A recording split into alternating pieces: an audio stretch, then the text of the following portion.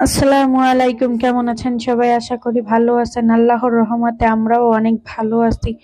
প্রতিদিন তো আপনাদের সাথে মাছ মাংস শেয়ার করি, আজকে আপনাদের সাথে একটু অন্য রকমের রান্না শেয়ার করলাম, যেগুলো আমার স্বামীর অনেক পছন্দের খাবার। সেটা হচ্ছে খুদের ভাত। খুদ আপনারা কারা কি নামে চেনেন জানি না, তবে আমাদের আঞ্চলিক ভাষায় এটারে চাল চাল ভাঙিয়ে গেলে যেটা হয় এটাকেই খুদ বলে।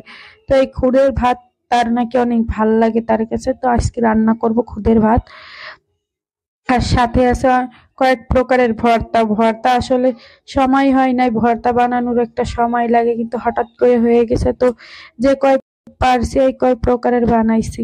তো চলেন কি কি ভর্তা বানালাম শেয়ার করি আপনাদের সাথে। তো প্রথমে আমি এই খুদের ভাতটার জন্য পেঁয়াজ আর রসুন আর মরিচ তেলে ভেজে নিলাম। সরিষার তেল দিয়ে রান্না করতেছি, সাথে 2টা তেজপাতা দিছি। এইগুলা ছাড়াও আপনি শুধু চালটাই রান্না করতে পারেন, শুধু লবণ দিয়ে বা লবণ ছাড়া শুধু এই ভাতটা রান্না করতে পারেন। কিন্তু আমি এটা দিছি একটু স্বাদ বাড়ানোর জন্য। পেঁয়াজ রসুন এইগুলা দিলে একটু স্বাদটা ভালো লাগবে, খাইতেও একটু ভালো লাগবে।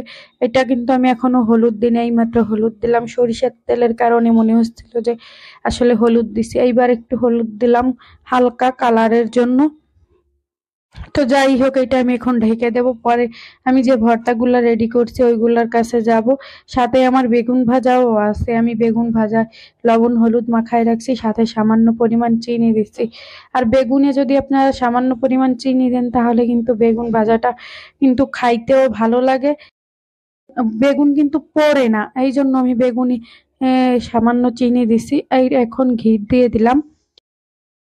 খুঁটটা আমার হয়ে গেছে, ঝরঝরা হয়েছে। একটু ঘি দিলে এর ভিতরে ফ্লেভারটাও সুন্দর আসবে, খাইতেও ভালো লাগবে। আর আপনারা যারা ঘি পছন্দ করেন না তারা ঘি দিবেন না, এটা হচ্ছে যার যার ইচ্ছা।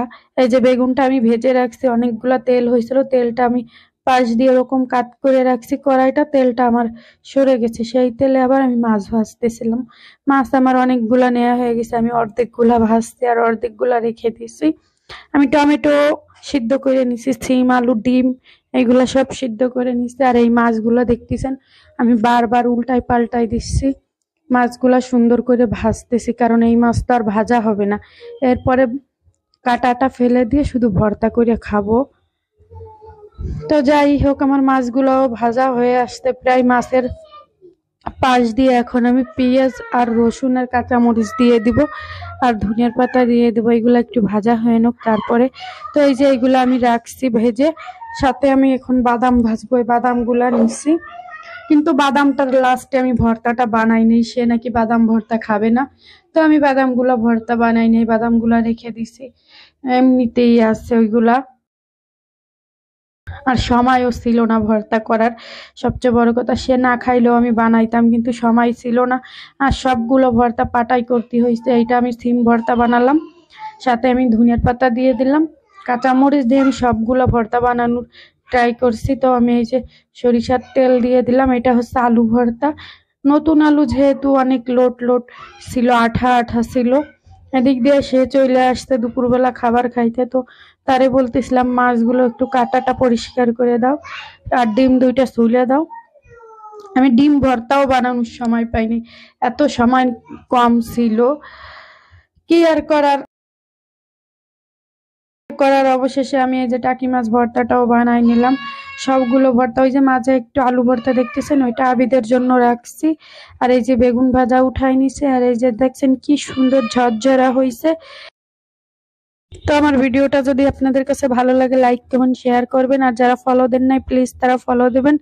আর আপনারা পাশে থাকলেই আমরা আগাই যাইতে পারবো সামনের দিকে। সবাই দোয়া করবেন আমাদের জন্য। সবাই ভালো থাকবেন, সুস্থ থাকবেন। আল্লাহ হাফেজ।